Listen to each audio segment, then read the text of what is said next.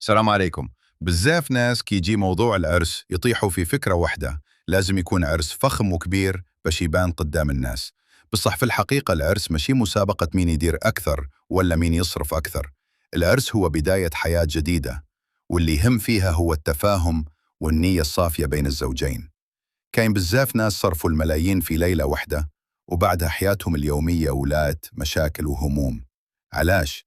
على خاطر ركزوا على المظاهر ونسوا الجوهر. كل واحد لازم يدير قيسه، يعني يعيش على قد حاله. ماشي لازم نقلدوا الناس ولا نرهق رواحنا بديون ومصاريف تفوت طاقتنا، لأنه في الآخر اللي يبقى هو الحب، الاحترام والرحمة بين الزوجين. نصيحتي لأي زوجين مقبلين على الزواج: ركزوا على حياتكم المستقبلية، وفروا مالكم الحاجات تنفعكم، سكن، مشروع، ولا حتى رحلة صغيرة تجمعكم. العرس فرحة، بالصح الحياة الزوجية كلها هي الفرحة الحقيقية.